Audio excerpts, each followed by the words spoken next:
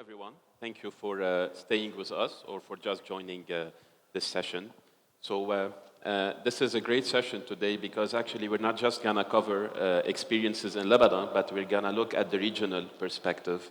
We are happy to have with us Salma, who joined us from Morocco, Dr. Ahmed Huzzayin, who joined us from Egypt. And of course, we have Pierre Baaklini from Lebanon and Ramzi Farah from Lebanon as well. As you know, as all of the previous speaker talked, you need a conducive enabling environment to be able to scale innovations, to promote wide-scale adoption, and to access finance, among others. Unfortunately, in this part of the world, in developing, underdeveloped countries, in fragile context, we don't have this luxury. And somehow, we have some success stories. There are pathways. There are tools to navigate macroeconomic challenges and scale at the same time. So here with our esteemed panelists, we will be able to share this regional experiences and talk from each one of those perspectives on how you can navigate those issues and hurdles. So before we start, maybe we can do a quick round of introduction. I will start with Salma. So Salma, please, it would be great if you can introduce Greenwater and yourself. Yeah, thank you, Nicolas. It's a great pleasure and honor to be here today. Thank you, Berytech, for having me to discuss around this important topic. This is my first time in Lebanon. I'm truly inspired by your energy and your hospitality. Thank you for that. I'm Salma Bougarani. I'm CEO and co-founder of Greenwater social enterprise based in Morocco. At Greenwater, we have developed an ecological, low-tech, passive and long-lasting technology that treats wastewater so we can reuse it in agriculture. Basically, we are turning wastewater into tons of food, and our mission is to democratize access to clean water and sanitation for all. So yeah, looking forward to our discussion. Thank you so much. Thank you. Thank you very much, Salma. We're always proud to remind everyone that Salma is the winner of Cartier Awards Initiative of year 2024. So, Pierre, over to you. Yeah. Hi, I'm Pierre Baaklini, the founder of Lebanon Waste Management. It's a recycling facility that I've started it like 5 years ago. It was simply an idea, and then we went in the program of Berytech, and we transformed this idea into a business, a real model business. In addition to Lebanon Waste Management, we have a drive-through model. It's a shop where people can turn their trash into cash. We made recycling fun. We made it accessible. We made it easy for people, those who want to really recycle and they don't trust the old system. Now they have a place where they can go and send their recyclables to, get paid for it, or donate for a certain cause. And we're doing well so far. We have 3 branches, and this year we will open 2 more branches, hopefully, in our expansion model. And that's it. Thank you, Pierre. We're always also happy to share that Pierre started with Berytech a few years back as an entrepreneur. He came with an idea, and today he has a mature organization, we can say, that is valued millions of dollars. And when we say valued millions of dollars, this is validated because he recently closed the transaction, and he can share this experience with us later. Dr. Huzzayin, over to you.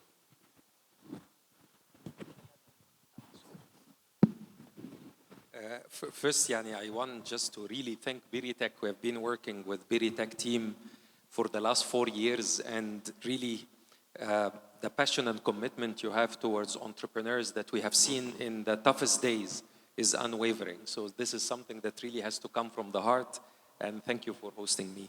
I'm Ahmed Huzzayin. I'm the director of the Eco-Industrial Department in Chemonics Egypt Consultants. Chemonics Egypt works in the MENA region and bit in East Africa in water, wastewater, recycling, sustainable energy, and sustainable agriculture since 1992. For myself, I worked maybe 10 years more on the design and industry side on product development, and the last 10 years in consultancy with Chemonics Egypt, mainly advising private sector organizations on sustainability with focus on decentralized solutions in circular economy and energy efficiency. I think I'm the least exciting of the amazing entrepreneurs with me. Thank you, Dr. Huzzayin. Ramzi, so I think, Ramzi, if there were more people in the room, more entrepreneurs, this is the guy who has the money, right? So if he's your go-to person if you're looking for investment. And what is interesting about Ramzi, that against all odds in 2020, when everyone was exiting Lebanon, especially VCs, he did the opposite. He was betting against the market. So he decided to come back to Lebanon, establish Razor Capital, and invest in some organizations or startups. So Ramzi, over to you. Thank you, Nicolas. First and foremost, thank you for having me on your panel today, and thank you, Berytech, for everything that you guys do for the country. You're one of the main pillars and supporters for the ecosystem, and one of the lights for the founders. Razor Capital, so I'll tell you, I'm the co-founder and managing partner at Razor Capital. We started in 2016 as an emerging markets venture capital firm focused on Southeast Asia, and we developed since. We now have an Asia practice. We're on our second fund in Asia. In the Middle East, we built a growth studio out of Lebanon for entrepreneurs building regional and international companies out of Beirut. And we also invest in our third pillar in late stage,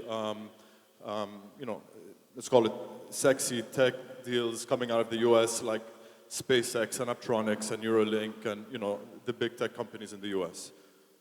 Yeah, that's a bit about me. Thanks, Nick. Thank you very much, Ramzi. A pleasure for us to be with us.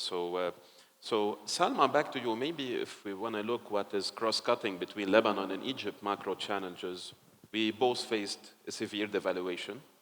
There was some capital controls, repatriation risk among other. But in the case of Morocco, it was a bit different. Always when we look at the case of Morocco, we consider it part of the MENA region, a more stable environment. Even when Chemonics, Dr. Huzzayin and ourselves, we are working on this regional fund, and we were considering of adding Iraq to the countries as the riskier countries. We said if we're going to add Iraq, we're going to add Morocco to it, so we balance the risk. However, you face different type of macroeconomic challenges, and some of them are related to access to finance, market adoption. What have you encountered when you were trying to scale your technology in underserved area, knowing that your solution, your technology, although low cost, remain expensive on upfront basis? So, yeah, thank you, Nicolas, for this question. Actually, I think one of the common challenges we all do have is access to finance.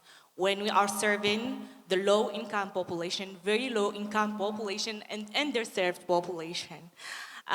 You know that in Morocco, we do have almost 15 million of the rural population living around 32,000 villages who lack access to basic sanitation service.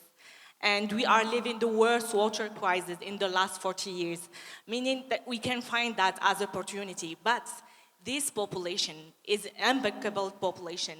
They cannot offer legal contract, collateral for banks. The majority of banks and investors are requiring.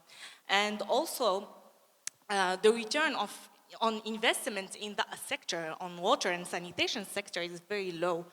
And besides that, subsidies in that sector, in water and agriculture sector, are very rare in Morocco. So one of the solution we found locally is to find this balance between private and public sector.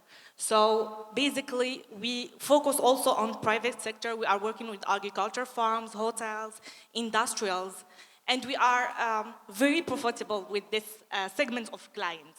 However, with public sector, we do have a big impact. So we just find this balance between profit and impact to sustain our company in that sector in Morocco. The second challenge I want to highlight is about market adoption. And here I want to share something, that it took us too much time and we put too much energy to convince our client to buy a Moroccan solution developed by Moroccan innovators. That's like when we say that we do have a low-tech technology, they think that there is no tech behind it. However, it's more than 10 years of R&D behind this technology.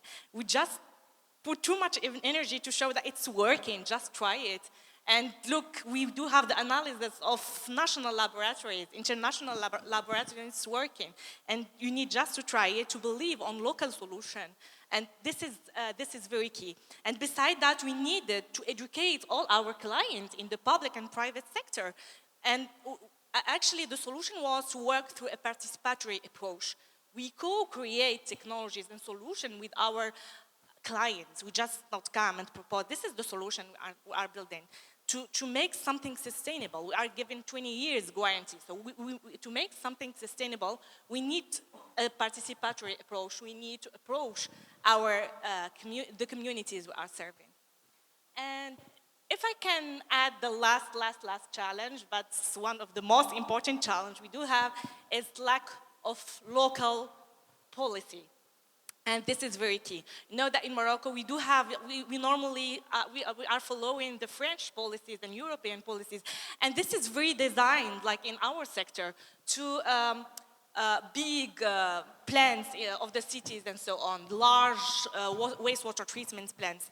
However, we need something local for decentralized solution, and that can serve this kind of solution we are proposing for rural and underserved population. Yeah, that's it. Thank you. Thank you very much, Salma. What's brilliant in your business model that you were able to innovate within what's available in the market, right? So a lot of the input that is used in your solution is actually locally produced or usually waste. So this is also as well very, very important to make your solution more affordable. And here talking about the innovator's role on making a solution that is accessible, affordable for end users, so towards this customer-centric approach. Maybe Dr. Huzzayin, you can share with us from your perspective, as you have served over thousands of private and public institutions as well as DFIs, by focusing on the Egyptian entrepreneurial ecosystem, but as well as the regional one, how the macroeconomic challenges that probably Lebanese people are more familiar with, such as currency devaluation, the banking system meltdown, affect the condition of and ability to test, adopt, and scale new solutions. Yes, definitely. I think I could start by saying that in every crisis there is opportunity, but when you are going to your company in the morning and you don't know how to price, or you cannot ensure you can deliver or get back your money, I think this sentence sounds a bit romantic. So I think it's important to realize that within these economic challenges, there are impacts on the companies. Of course, it doesn't mean that there are no opportunities. And I think if you look at impact, I think it is the uncertainty itself is the biggest challenge. I think even if you have like a tough economic condition with stable conditions that are not so favorable, you still can manage. But the uncertainty is the biggest problem. I think the second or the most important practical aspect of it is availability of cash and continuing operation. I think companies in all cases, they can pivot, they can innovate, but without cash, I think in these tough conditions, what we have learned is that the cash that makes you survive. The good thing is that you realize many companies see this as well and know that continue to operate is something quite important. I think also some of the main challenges is that the appetite of the buyer changes. The buyer or your client or customer is also facing the same problems. So I would say it's the availability of cash and also pivoting what you are offering to meet the tough conditions that are affecting the client. I can go and list more challenges, but I think these are the two top ones. And I think many countries in the region do face them. Sure. Thank you very much, Ahmed. So from what we have heard, maybe Pierre, you can also share your experience from a Lebanon perspective. As a startup, we started in 2019, beginning of 2020. You know, we had Corona, we had 4th of August explosion. We had a lot of challenges to go through, and the economic situation as well. But as you said, we turned every problem into an opportunity, and this is what made us survive. Let's give an example. During Corona, we were maybe the only company as a startup that is legally registered, that had a license to keep operating 24/7 without even going to the lockdown or implementing the lockdown for our team and our company. Instead of that, we took the chances and we were in the front lines and we were picking up recyclables from households, from our clients, from all the people that were already working with us and trusting us and giving us their recyclables. It was tough, yes, but we were thinking to benefit from this problem and make it an opportunity for our company, and this is what happened. The quantities increased. Everybody were calling us to take their recyclables.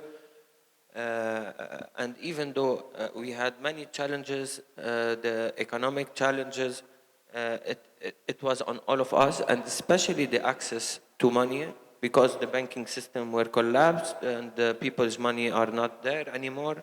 So we wanted, for sure, as any company that is growing, we were seeking to get some funds, and Berytech did their role absolutely. And I would like to thank you for all the efforts that you've been doing to all the startups, and especially to us.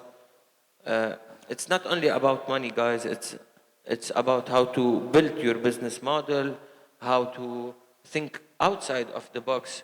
We as entrepreneurs, we go only and think, yes, I want to make money and I want my business to be profitable, but we don't look around. We don't know how to measure our KPIs. We don't know how to measure our impact.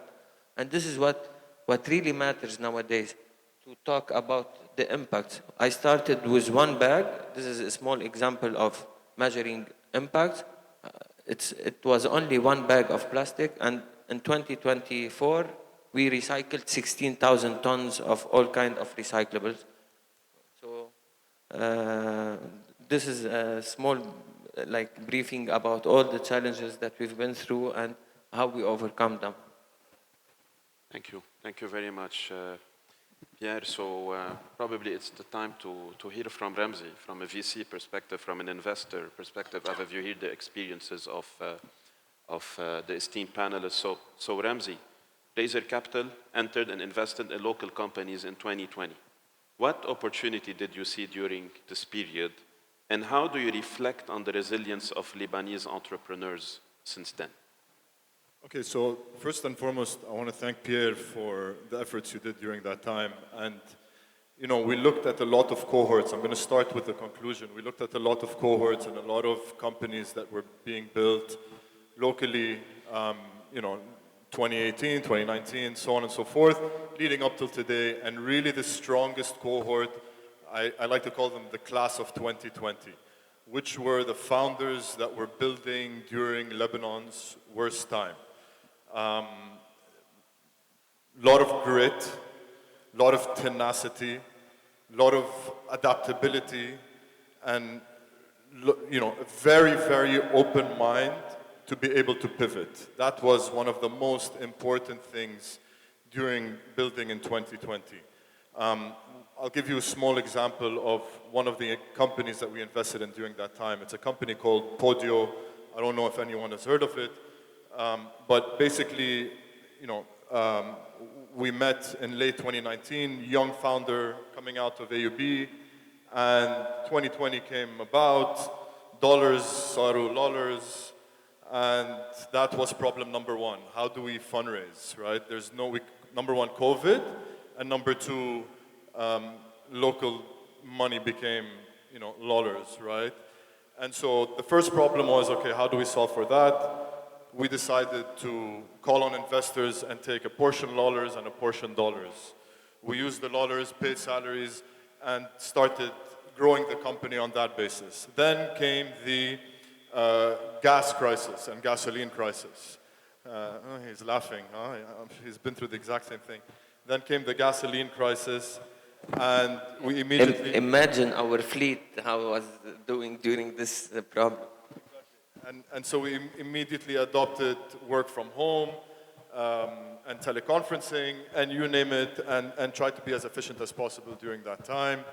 And then in the same time, a lot of our employees wanted to come to the office. We rented small studios for the employees to make sure that they're close to the office. And then eventually the Beirut blast, and the office literally blew up. Everybody got tense, and so we said, okay, relax everybody. And we decided to open an office in Dubai, and we gave everybody the option to go to Dubai.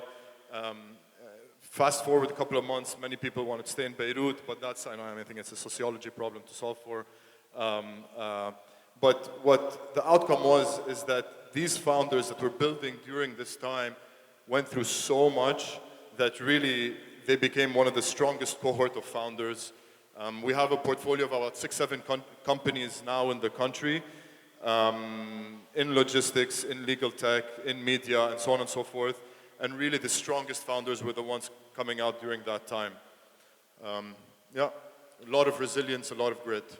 Thank you, Ramzi. And of course, Lebanon is not only the fragile context you invest in, you have investment in Southeast Asia, including Bangladesh. And if we have the time at the end, maybe you can share some of the operations of what this company does, the tens of thousands of end users and smallholder farmers it caters for. So thank you very much, Ramzi. So maybe I can transition here to Dr. Huzzayin. So Dr. Huzzayin, you were part of the Water Energy for Food MENA Hub Consortium partnerships, and it had some solutions that can de-risk entrepreneurs, innovators, right, SMEs. And of course, this would be beneficial for both startups and SMEs because they can access finance, but as well for investors. Can you share a bit some of your experience around those de-risking mechanisms, if this is viable, if it can scale, if it could help tackle the macroeconomic challenges of those developing and underdeveloped countries in the region?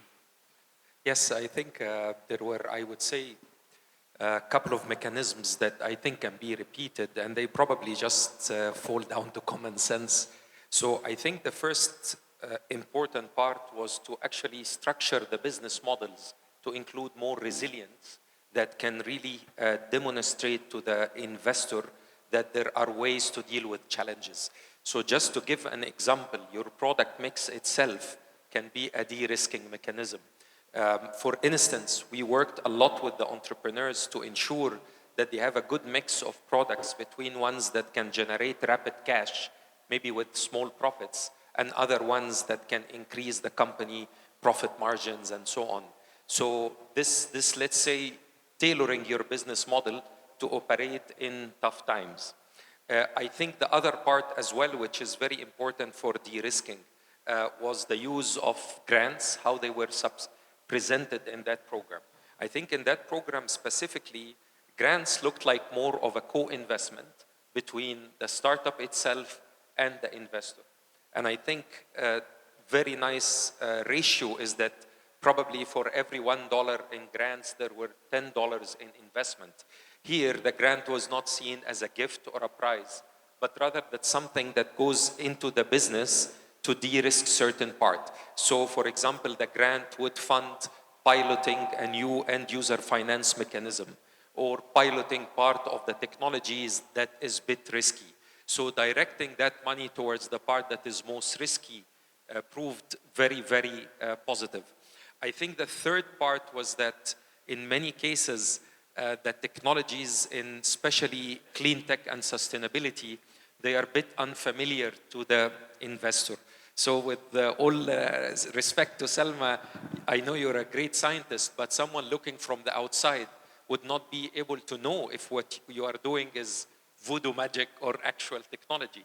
We had this technical validation and technical stamp to the external party that really bridges that gap because it's coming from an entity that's neutral.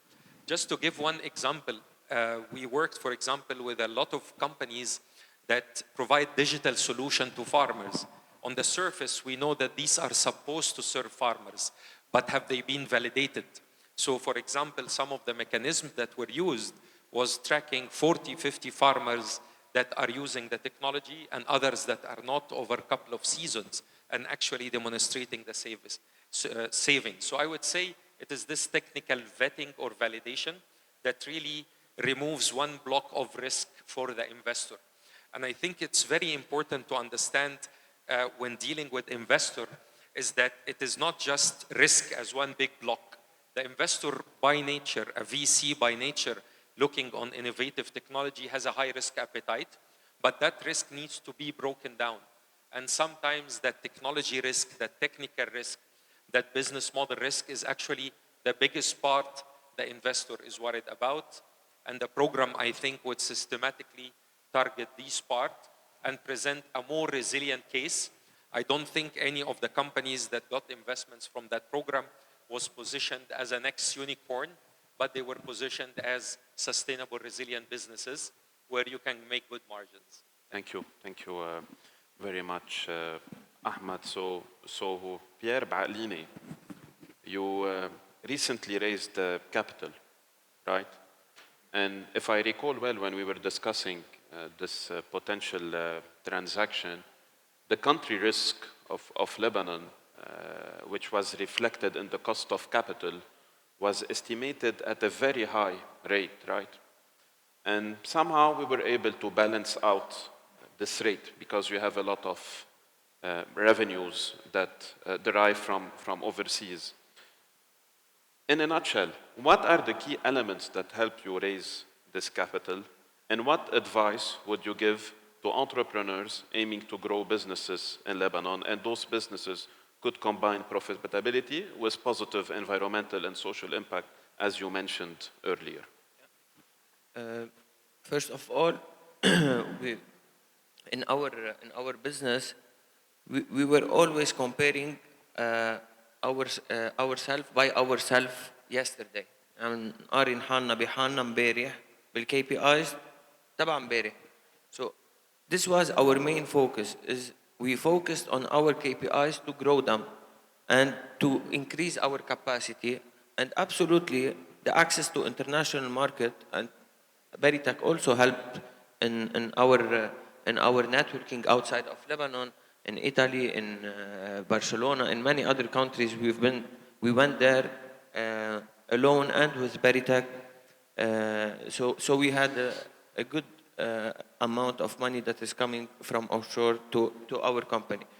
We focused on the quality of our materials, which is the best thing in our market. Whenever we sort from the source, we will have a good quality of recyclables because they will not be contaminated as those that we pick it from landfills. So we focused on doing innovative ideas like drive-through, like even we bought some tuk-tuks, electrical tuk-tuks, to the municipality of Jbel, and we were working with them, and we started to collect from the touristic areas in a very beautiful and sustainable model. We focused on keep our work unique. Like we didn't imitate anyone else. We were trying always to be innovative, and absolutely with the expert in Berytech and even in Fondation Dayan, they helped us to do this model, this business model, this financial model, in order to convince the investors to invest in our company. And thank God we did the transaction. And now we're looking forward to scale up and to keep growing and increasing our impact and our KPIs. And whenever we increase them, we will be the most beautiful thing. We have a cause, because we all know in Lebanon the waste problem.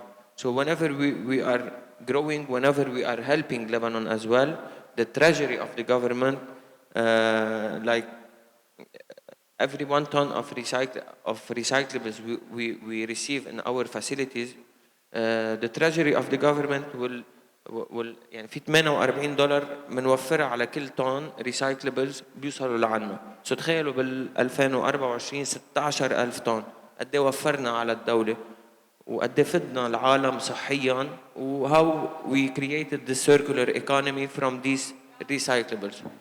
Thank you. Pierre.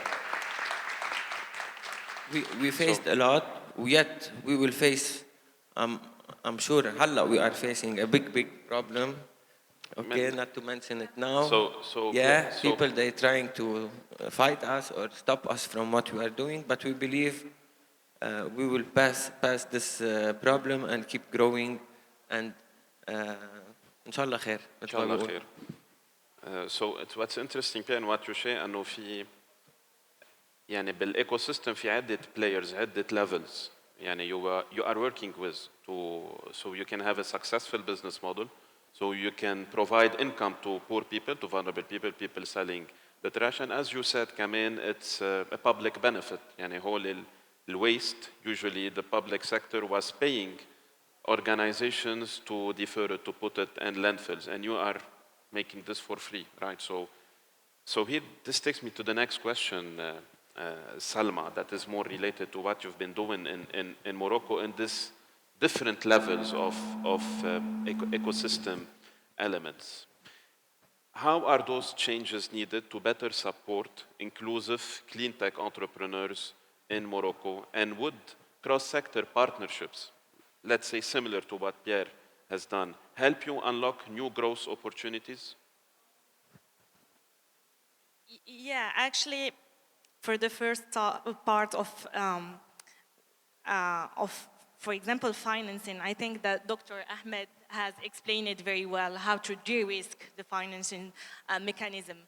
And one of the most promising way we see in the financing of the low-income population in Morocco or other parts of MENA region is the blended financing mechanism, actually. We saw it in other regions in Kenya, in Rwanda, and it's something that works for too many companies. Blended is to combine actually grants with loans, with low interest rates, without crazy collateral and so on. So we saw it in too many companies for example, in Kenya, like Savakina, that are like they are financed through the result they are achieving. They do have like this carbon credits, water credits, and they're expanding very well. They already expand in 12 countries in Africa. So we need actually in our countries this kind of financing when we target the low income, the most vulnerable population in rural areas, when we addressing such important topic like water, agriculture, food security, and so on. So this is from one side. From another part, what I just said, like we really need local policies really adapted to our context, to the rural context, to the African context. I think that no one can serve, for example, Moroccan better than Moroccans, and no one can serve Lebanese better than Lebanese. So we needed our laws, our policies to make it happen, to grow. And I mean, this can make the work very easy. In our case, we just don't want to miss our impacts, because when it's sometimes becoming very, very difficult to work with such a low-income population, you quickly switch to another segment, and we risk to lose our impact. Something that we want to increase this portion of population. Now we are at 70% private and 30% public, but we want to achieve at least 50% of the public sector in rural areas, and we needed more innovative mechanism to do so.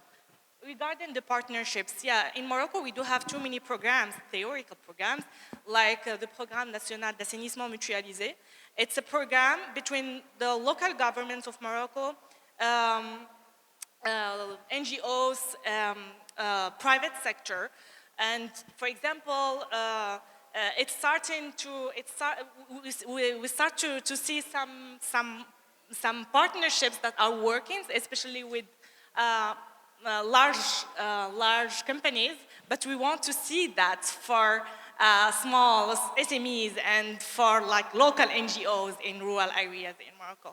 Yes, yeah, I think that's absolutely. And in this blended finance and de-risking mechanisms that you and Dr. Huzzayin have talked about is an example of PPP, of public-private partnership. So thank you very much, Salma. So my last question would be to Ramzi. Ramzi, so when you are evaluating startups, innovative companies, right, before backing them up.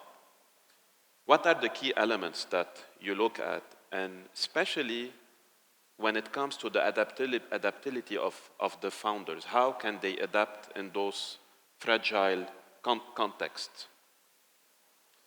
Okay, I mean, great question. I think as a general rule, we invest in people first and foremost, right? I mean, obviously it has to be a market sizable enough, a product that fits the market, and the people have to be good for the main reason that you need to execute. So first and foremost, are these people capable of executing?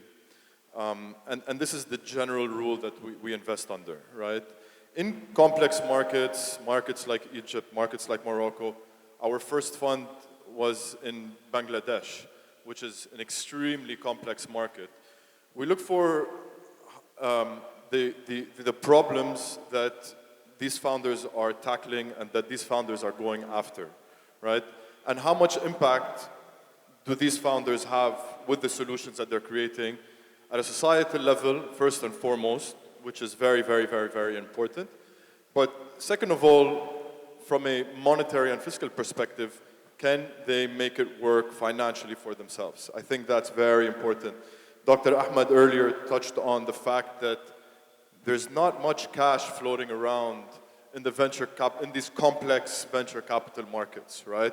So the founder thinks, oh, he's in Silicon Valley, I'm gonna go raise my seed and my Series A, and I'm gonna have a massive Series B, and I'm gonna keep burning cash. I mean, that model does not work in any of these markets that we just mentioned, right? So how do you make it work for yourself?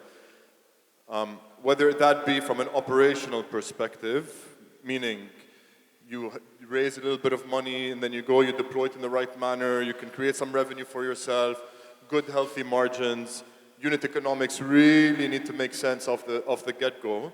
And then even de-risking and pivoting in terms of how do you go and attract foreign capital to come and participate in the business that you are creating.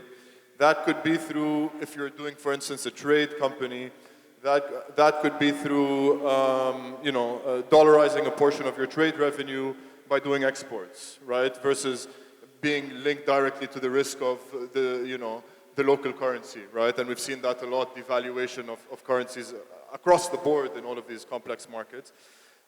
So that's number one. Number two, it could be, okay, how do I set up my holding abroad?